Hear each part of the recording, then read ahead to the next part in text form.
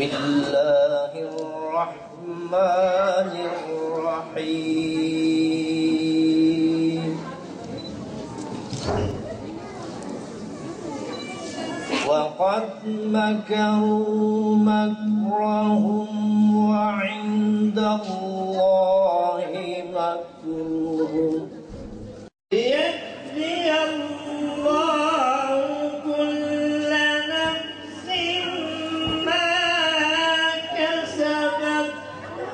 Kalplerini imansızlık tehlikesinden kurtarmak, onları hakka isyandan alıkoymak, sapık insanların önderliğinden ve şeytanın amarelerinin şerrinden korumak için canları pahasına mücadele etmişlerdir. Allah'ın hak dini uğruna insanları cehennem ateşinden korumak, dünyayı adalet ve İslam ile doldurmak, iyiliği emretmek ve kötülüklerden sakındırmak uğruna canlarını feda etmişlerdir. Selam sana, şehadetin öğretmeni ey Hüseyin. Selam sana, cennet gençlerinin efendisi ey Hüseyin. Sizi anmak, İslam ümmeti için bir berekettir. Mübarek kallarınızla ümmet izzeti, şehadeti şiar edindi. Bir çığlık yükseliyor Kerbela çölünden. Yer mahzun, gök mahzun, bütün melekler kan ağlamakta. Birazdan doğacak hadisede bir Muhammedi duruştur, zulme boyun eğmeden. Hüseyin Irak değil ki, Muhammed Ehl-i Beytinden.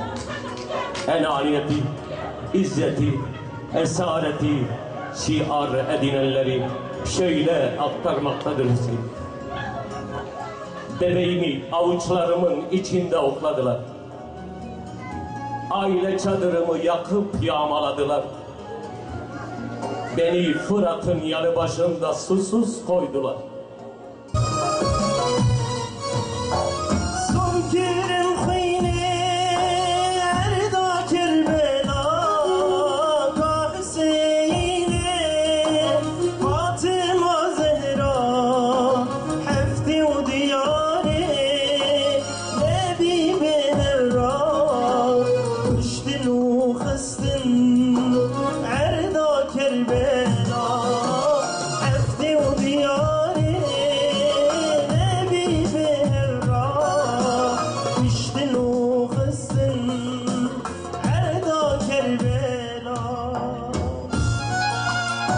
زينب فرياد كرج دلوجانا غيرينا ويشو حتى عزمانا كا حسيني شاهي كربلا خورتي جنتي اشترى الوداع خورتي جنتي اشترى الوداع. Hep bir tarih var. Şimdi Hazreti Hüseyin bir şehit idi ve tarihte yüz binlerce şehit var. Evet, bir peygamber torunuydu ama tarihte şehit olan nice peygamberler de var. Peygamber çocukları da var. Peygamber amcası var. Peki neden biz Hazreti Hüseyin'i konuşuyoruz bu kadar? Hazreti Hüseyin'i anıyoruz. Buradaki acaba incelik nedir? Neden o? Bunun üzerinde biraz durmak istiyorum.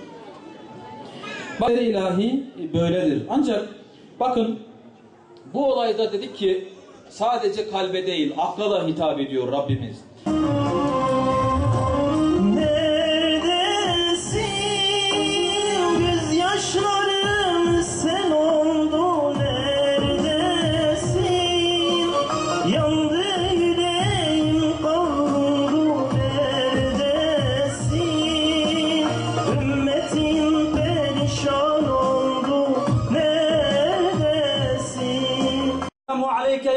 الحسين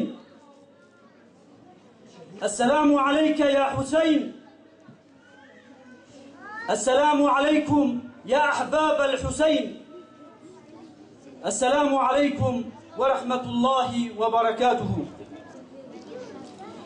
Ey bütün hamdü senaların yegane sahibi olan Rabbimiz, hazine deryalarından bizlere lütfettiğin bütün nimetler için sana hamd ediyoruz, sana şükrediyoruz.